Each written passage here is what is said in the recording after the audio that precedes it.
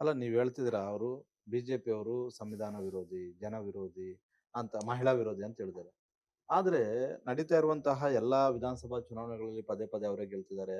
ಮೂರ್ ಲೋಕಸಭಾ ಚುನಾವಣೆ ಗೆಲ್ದ್ರು. ಹಂಗಾದ್ರೆ ನಿಮ್ಗೆ ಅರ್ಥ ಆಗೋದು ಜನರಿಗೆ ಅರ್ಥ ಆಗ್ತಾ ಇಲ್ವಾ? ಈಗ ಮತದಾರರಿಗೆ ಅರ್ಥ ವೆರಿ ಆಗ್ತಾ ಇಲ್ವಾ? ಸಿಂಪಲ್. ಬಿಹಾರಲ್ಲಿ ವಾರ ಇದ್ದಾಗ 10,000 ಹಾಕ್ಬಿಟ್ರೆ ಅಕೌಂಟ್‌ಗೆ. ವಾರ ಇದ್ದಾಗ 10,000 ಅಕೌಂಟ್‌ಗೆ ಹಾಕ್ಬಿಟ್ರು. ಇದು ಪ್ರಾಮಾಣಿಕವಾದ ಎಲೆಕ್ಷನ್ನಾ?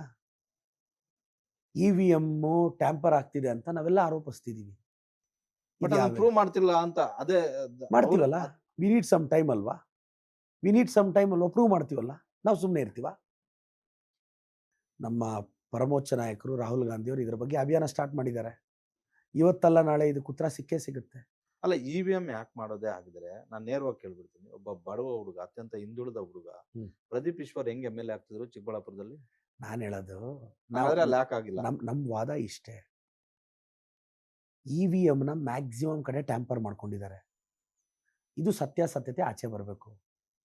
ಯಾವುದೋ ಬ್ರೆಜಿಲಿಯನ್ ಮಾಡೆಲ್ ಫೋಟೋ ತಂದು ನೀವು 27, 28 ಕಡೆ ವೋಟರ್ ಲಿಸ್ಟಲ್ಲಿ ಸೇರಿಸಿದ್ರೆ ಇದು ವೋಟ್ ಚೋರಿ ಅಲ್ವಾ? ಇವರಿಗೆ SIR ಮಾಡ್ತಿದ್ದಾರೆ. ಅದರಲ್ಲಿ ತುಂಬ ವೋಟ್ ಡಿಲೀಟ್ ಆಗ್ತಿದೆ. ಇದು ಕಾನೂನು ವಿರುದ್ಧ ತಾನೆ. ನಾವು ಇದನ್ನ ಎಲೆಕ್ಷನ್ ಕಮಿಷನ್ಗೆ ದಾಖಲೆ ಸಮೇತ ಕೊಡ್ತಿದ್ವಿ ತಾನೆ. ಇದನ್ನ ಡಿನೇ ಮಾಡ್ಬಿಟ್ರೆ, ಎಲ್ಲೋ ಒಂದು ಕಡೆ ಅಂದ್ಬಿಟ್ರೆ, ಒಂದು ಹೋಟೆಲ್ ಗೆದ್ದಿರೋರು ಸೋತಿರೋರು ನೀವು ನೋಡಿಲ್ವಾ? ಅಲ್ಲ, ಖಂಡಿತ. ಕೇಂದ್ರದವರು ರಾಜ್ಯದ ಜೊತೆ ಆಟ ಆಡ್ತಿದ್ದಾರೆ. ನಾವು ಕೇಳೋ ಯಾವ ಅನುದಾನನೂ ಅವ್ರು ಕೊಡಕ್ಕಾಗ್ತಿಲ್ಲ. They are literally they are against us. ಈಗ ಅಲ್ಲ, ನಾನು ಇವಿಎಂದು ಇನ್ನೊಂದು ಕೇಳ್ಬಿಡ್ತೀನಿ. ನೀವು ಇವಿಎಂದು ರಾಹುಲ್ ಗಾಂಧಿ ಅವರು ಒಂದು ಅಭಿಯಾನನೇ ಶುರು ಮಾಡಿದ್ರು. ಇವಿಎಂ ಮತಗಳ ತನ ಆಗ್ತಿದೆ ಅಂತ. ಆದ್ರೆ ನಿಮ್ಮ ಪಕ್ಷದಲ್ಲೇ ಎರಡೆರಡು ರೀತಿಯಾದಂತಹ ಅಭಿಪ್ರಾಯಗಳು ವ್ಯಕ್ತವಾದವು. ಯಾರು ಎರಡು ಅಭಿಪ್ರಾಯ ಕೊಟ್ಟವ್ರು? ಇಂಡಿ ಒಕ್ಕೂಟದಲ್ಲಿ ಒಂದಷ್ಟು ಜನರು ನಾವು ಅದೇ ಇವಿಎಂ ಗಳಿಂದ ಗೆದ್ದು ಬಂದಿದ್ವಿ, ನಾವು ಅದಕ್ಕೆ ಸಾಥ್ ಕೊಡಲ್ಲ ಅಂತ ಹೇಳ್ಬಿಟ್ಟು ಮಹಾರಾಷ್ಟ್ರದಲ್ಲಿ ಹೇಳಿದ್ರು. ಯಾರ್ದೋ ಒಬ್ಬರ ಇಬ್ಬರ ಅಭಿಪ್ರಾಯ ಇದು ಅಭಿಪ್ರಾಯ ಅಲ್ಲ. ನಮ್ಮ ಪಾರ್ಟಿ ಅನ್ನೋದು ದೊಡ್ಡದು. ನಮ್ಗೊಂದು ದೊಡ್ಡ ಇತಿಹಾಸ. ಇಲ್ಲೂ ರಾಜಣ್ಣನು ಹೇಳಿದ್ರಲ್ಲ. ಇಲ್ಲ, ರಾಜಣ್ಣ ಸಾಹೇಬ್ರ ಹೇಳಿಕೆಯನ್ನ ಮಾಧ್ಯಮದವ್ರು ತಪ್ಪಾಗಿ ಅರ್ಥೈಸಿದ್ದಾರೆ. ರಾಜಣ್ಣ ಸಾಹೇಬ್ರು ಹೇಳಿದ್ದ ಶೈಲಿ ನಿಮ್ಗೆ ಇಷ್ಟ ಆಗದೆ ಇರ್ಬೋದು, ಬಟ್ ರಾಜಣ್ಣ ಸಾಹೇಬ್ರ ಹೇಳಿಕೆನ ಮಾಧ್ಯಮಗಳಿಗೆ ಇದು ಮಾಡಿದೆ. ಸೊ ರಾಜಣ್ಣ ಸಾಹೇಬ್ ಹೇಳಿದಾರೆ ಅದನ್ನ ತೋರಿಸವ್ರೆ. ಇಲ್ಲ, ಅವ್ರು ಹೇಳಿದ್ದ ಇದನ್ನ ರಾಜಣ್ಣ ಸಾಹೇಬ್ರು ವಿರೋಧ ಏನು ಮಾತಾಡಿಲ್ಲ. ರಾಜಣ್ಣ ಸಾಹೇಬ್ರು ನಮ್ಮ ಪಕ್ಷದ ಸೀನಿಯರ್ ಲೀಡ್ರು. ಅವ್ರ ಪಕ್ಷದ ಬಗ್ಗೆ ಅಪಾರವಾದ ಗೌರವ ಇದೆ. ಅವ್ರ ಪಕ್ಷದ ನಿಷ್ಠೆಯಿಂದ ಇದ್ದಾರೆ. ರಾಹುಲ್ ಗಾಂಧಿ ಅವ್ರ ಮಾತನ್ನ ಖಂಡಿತವಾಗೂ ಫಾಲೋ ಮಾಡೋ ಲೀಡ್ರು. ಆದ್ರೆ ಆ ಸಂದರ್ಭದಲ್ಲಿ ಅವ್ರು ಹೇಳಿದ್ದ ಮಾತು ಖಂಡಿತವಾಗೂ ಫಾಲೋ ಮಾಡೋದ್ರಿಂದ ಅವ್ರು ಹಾಲಿದ್ದವ್ರು ಮಾಜಿ ಆದ್ರೆ ಅಷ್ಟೇ. ಇಲ್ಲ, ಹಂಗೇನಿಲ್ಲ. ಅದು ಹಾಗೇನಿಲ್ಲ. ಈಗ ಮತ್ತೆ ಕ್ಯಾಬಿನೆಟ್ಗೆ ಬರ್ತಾರೆ ಅಂತ ಎಲ್ಲ ಟಾಕ್ ಇದೆ ಅಲ್ಲ.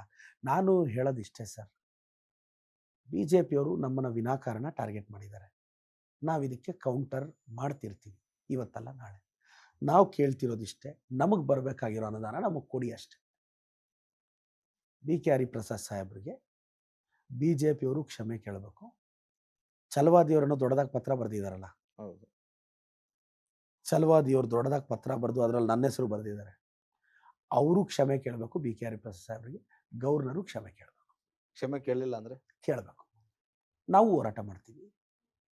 ನಿಮ್ದೇ ಸರ್ಕಾರ ಇದ್ಕೊಂಡು ಸರ್ಕಾರದ ವಿರುದ್ಧ ಮಾಡ್ತೀರಾ ಹೋರಾಟ? ಬಿಜೆಪಿ ಅವ್ರ ವಿರುದ್ಧ ನಾವು ಮಾಡ್ತೀರಾ? ಬಿಜೆಪಿ ಗವರ್ನರ್ ವಿರುದ್ಧ, ಬಿಜೆಪಿ ಸರ್ಕಾರದ ಡಿಕ್ಟೇಟರ್ಶಿಪ್ ವಿರುದ್ಧ ಮಾಡ್ತೀವಿ. ಯಾಕೆ ಮಾಡಬಾರ್ದ? ಪ್ರಜಾಪ್ರಭುತ್ವದಲ್ಲಿ ಕಾನೂನು ಆಯ್ತು. ರಾಷ್ಟ್ರಪತಿ ಭವನ ಚಲೋ ಮಾಡಿ ರಾಜ್ಯಪಾಲರು ಸರಿ ಇಲ್ಲ ಅಂತ ಹೇಳ್ಬಿಟ್ಟು ಅದು ಬಿಟ್ಟು ಇಲ್ಲಿ ಈಗ ನಮ್ಮ BK ಹರಿಪ್ರಸಾದ್ ಸಾಹೇಬ್ರಿಗೆ ಅವ್ರ ಕ್ಷಮೆ ಕೇಳಲಿಲ್ಲ ಅನ್ಕೊಳ್ಳಿ, ಮುಂದಿನ ದಿನಗಳಲ್ಲಿ ನಮ್ಮ ಪಕ್ಷನೆಲ್ಲ ಮಾತಾಡಿ ಮಾಡ್ತೀವಿ. ನಿಮ್ಮ ಹತ್ರ ಎರಡೆರಡು ಆಪ್ಷನ್ ಇತ್ತು. ಒಂದು, ರಾಜ್ಯಪಾಲರು ಸರಿಯಾಗಿ ಭಾಷಣ ಓದಿಲ್ಲ ಅಂತ ರಾಷ್ಟ್ರಪತಿಗಳಿಗೆ ದೂರು ಕೊಡ್ಬೋದಾಗಿತ್ತು. ಅದಾದ ಬಳಿಕ ಸುಪ್ರೀಂ ಕೋರ್ಟ್ ಕದನ ಕೂಡ ತಟ್ಟಬಹುದು. ನಾವೇನು ಅಲ್ಲಿ ಹೋಗಲ್ಲ ಅಂತ ಹೇಳ್ತಿಲ್ವೇ? ನಾವು ಸುಪ್ರೀಂ ಕೋರ್ಟ್ಗೂ ಹೋಗ್ತೀವಿ, ಪ್ರೆಸಿಡೆಂಟ್ಗೂ ಪತ್ರ ಬರೀತೀವಿ. ಅವಶ್ಯಕತೆ ಬಿದ್ದರೆ ನಮ್ಮ ಪಕ್ಷ ಹೇಳಿದ್ರೆ ಪ್ರೆಸಿಡೆಂಟ್ ಚಲನೂ ಮಾಡ್ತೀವಿ. ನಾವೇನು ಅದರಿಂದ ಹಿಂದೆ ಬರಲ್ವೇ? Yes sir. ಈಗ ಸರ್ಕಾರಕ್ಕೆ 2.5 ವರ್ಷ ಕಂಪ್ಲೀಟ್ ಆಯಿತು. 3ನೇ ವರ್ಷ ಈಗ ರನ್ನಿಂಗು. ಪ್ರದೀಪ್ ಈಶ್ವರ್ ಅವರು ಕಂಡಂತೆ ಈ ರಾಜ್ಯದ ಮುಖ್ಯಮಂತ್ರಿಯಾಗಿ ಸಿದ್ದರಾಮಯ್ಯ ಅವರು ಇದ್ದಾರೆ. ಸಿದ್ದರಾಮಯ್ಯ ಬದಲಾವಣೆ, DK ಶಿವಕುಮಾರ್ ಆಗ್ತಾರೆ, ಪರಮೇಶ್ವರ್ ಅವರು ಆಗ್ತಾರೆ ಅಂತ. ಪ್ರದೀಪ್ ಈಶ್ವರ್ ಅವರ ಮನಸ್ಸಲ್ಲಿ ಯಾರಿದ್ದಾರೆ ಸರ್? ನಾನು ಒಬ್ಬ ಮನುಷ್ಯನಿಗೆ ಎಷ್ಟು ಕಣ್ಣಿರುತ್ತೆ? 2 ಕಣ್ಣಿರುತ್ತಲ್ಲ. ನನಗೂ 2 ಕಣ್ಣಿದೆ. ಒಂದು ಕಣ್ಣ ಹೆಸರು ಸಿದ್ದರಾಮಯ್ಯ ಸಾಹೇಬ್ರು, ಇನ್ನೊಂದು ಕಣ್ಣ ಹೆಸರು DK ಶಿವಕುಮಾರ್ ಸಾಹೇಬ್ರು. ನನಗೆ ಅವರಿಬ್ರು ಬೇಕು. ನಾನಿಬ್ಬರು ಪರ. ಮತ್ತೆ ಮುಖ್ಯಮಂತ್ರಿ ಯಾರಾಗಬೇಕು ಅಂತ ಡಿಸೈಡ್ ಮಾಡೋ ಅಷ್ಟು ಎತ್ತರಕ್ಕೆ ನಾನು ಬೆಳೆದಿಲ್ಲ. ನಾನು ಇಬ್ಬರ ಹತ್ರನೂ ಮನವಿ ಇಟ್ಟಿದ್ದೀನಿ. ಕ್ಯಾಬಿನೆಟ್ ರೀಶಫಲ್ ಅಲ್ಲಿ ಸಾಧ್ಯ ಆದರೆ ಒಂದು ಅವಕಾಶ ಕೊಡಿ ಅಂತ.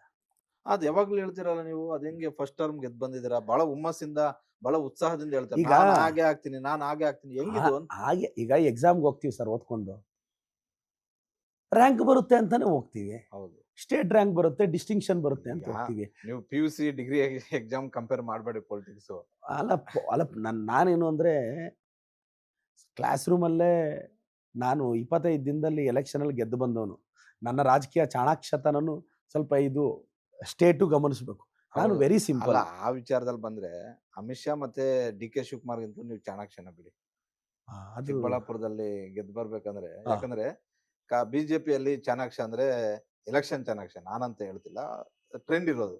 ಅಮಿತ್ ಶಾ ಅಂತಾರೆ, ಕಾಂಗ್ರೆಸ್ ಅಲ್ಲಿ DK ಶಿವಕುಮಾರ್ ಅಂತಾರೆ, ಚಿಕ್ಕಬಳ್ಳಾಪುರಕ್ಕೆ ಹೋಲಿಕೆ ಮಾಡ್ಕೊಳ್ಳೋದಾರೆ ಯು ಆರ್ ಎ ಚಾಣಾಕ್ಷ. ನಾನು ಅದನ್ನ ಇಲ್ಲ ಅಂತ ಹೇಳೋದಿಲ್ಲ. Yes. ಯಾಕಂದ್ರೆ 15-20 ದಿನ ನಿಮ್ಗೆ ಟೈಮ್ ಇತ್ತು, ನಿಮ್ಗೆ ಟೈಮ್ ಇತ್ತು, ನಾವು ಕೂಡ ಎಕ್ಸ್ಪೆಕ್ಟ್ ಮಾಡಿರಲಿಲ್ಲ. ನಾನು ಆಸ್ ಎ ರಿಪೋರ್ಟರ್ ಆಗಿ ಕೂಡ ಈಗ ಮಿನಿಸ್ಟರ್ ಆಗ್ತೀನಿ ಅಂತ ನೀವು ಎಕ್ಸ್ಪೆಕ್ಟ್ ಮಾಡ್ತಿದ್ರೆ ಇಲ್ವಾ?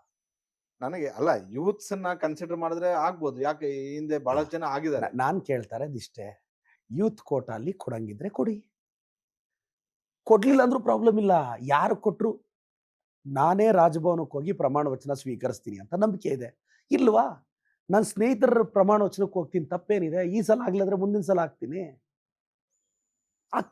ಅಕಸ್ಮಾತ್ ಆಗೋದ್ರೆ ಒಟ್ನಲ್ಲಿ ಈ ಮನವಿ ಸಿದ್ದರಾಮಯ್ಯ ಮತ್ತೆ DK ಶಿವಕುಮಾರ್ ಮುಂದೆ ಕೇಳಿದ್ದೀನಿ, ಇಟ್ಟಿದ್ದೀರಾ? ಇಬ್ಬರನ್ನು ಕೇಳಿದ್ದೀನಿ, ಮನವಿ ಸಲ್ಲಿಸಿದ್ದೀನಿ.